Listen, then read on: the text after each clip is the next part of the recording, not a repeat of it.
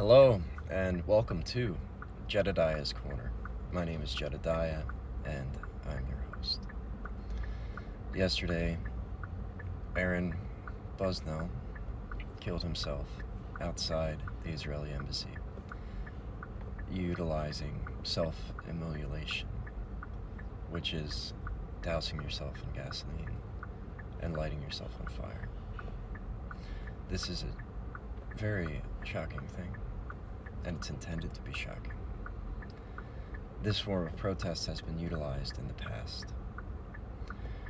but we have such a massive task ahead of us, counteracting the propaganda that is spewing forth from the belly of the beast in Tel Aviv and elsewhere, because they have spread their tentacles all over the world. This is not an anti-Semitic trope. I'm not saying all Jews control the world, and I'm not saying that all Jews have tentacle-like arms everywhere in the world, but Israel has, and this is verified. If you don't believe me, go watch the documentary that Al Jazeera did, where they embedded a reporter into the Zionist lobby in the UK while they were trying to smear and attack Jeremy Corbyn. Remember 2016? Remember 2020? That was the last chance that we ever had at electing leaders that may actually try to help us, leaders that would oppose these endless wars, leaders that would seek to help the population of the country and not just a few oligarchs that pull the strings. The capitalist class of robber barons never, ever get away.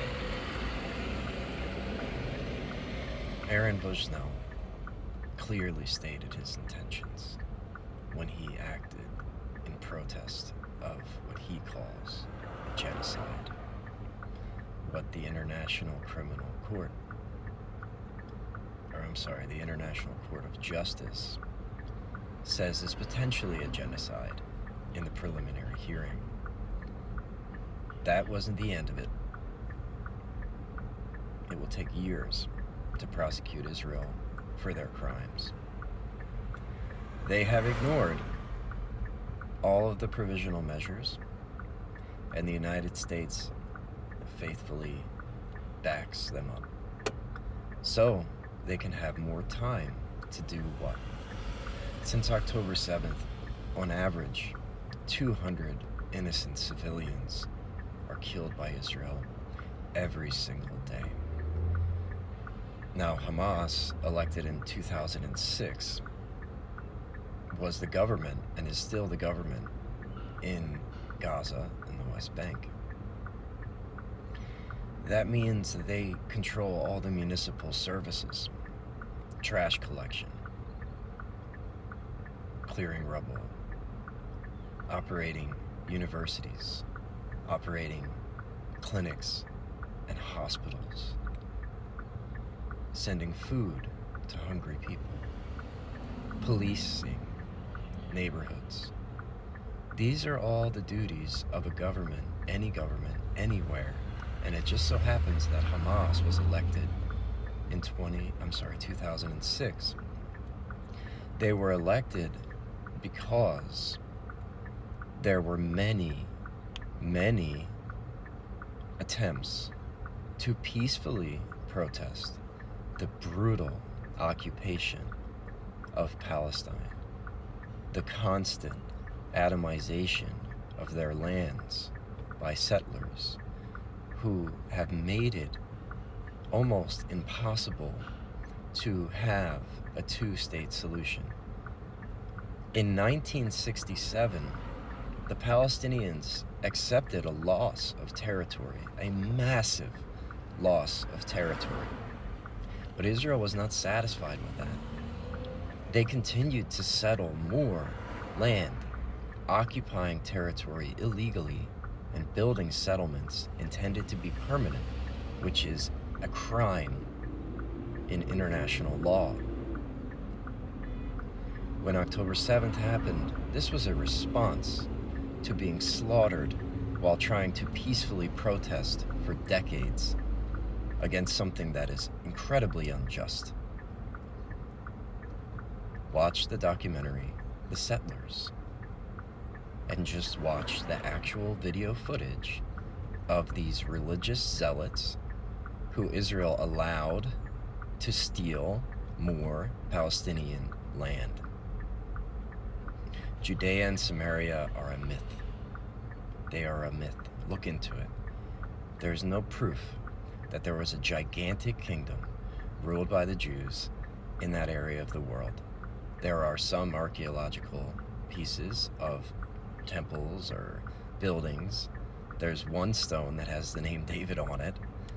They've verified 2 Zacharian kings, I think. But the history of the Jewish people is the history of wandering Bedouins. That's straight from the Bible. It's straight from the Torah, Genesis, Exodus. They created a mythology for themselves. These were the people that were enslaved in Egypt. Egypt was the power. Egypt was the ruler of the land, the superpower at the time.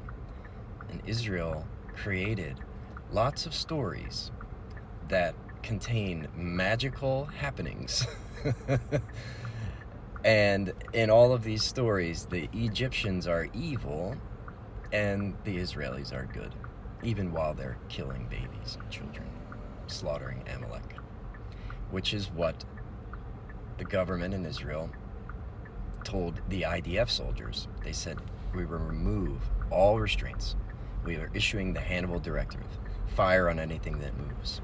They blew up houses with tank shells, Israeli homes. They shot Hellfire missiles from their planes and burned people alive in their cars. Hamas does not have the artillery or the capabilities to do that. But Israel certainly does. And then, grasping at this opportunity, yes, opportunity, caring not at all for the hostages other than to use them as human shields to commit a genocide in Gaza. They have long been planning a highway that will go through Gaza. They have long been planning more settlements. They have 700,000 human shields in the West Bank, outside of the Green Line, outside of Israel's state borders. They have allowed 700 of their citizens to wander out into someone else's country, steal their homes, and permanently set up settlements. This is not complicated. It is not controversial. What Israel is doing by stealing Palestinian land that is not within their borders is a crime. What Israel is doing indiscriminately, slaughtering civilians in a completely disproportionate response to what happened on October 7th. Just because you are attacked as a response to all of the slaughters that you have committed, it does not give you the right, you or any other country, to start dropping 2,000-pound bombs on civilian neighborhoods.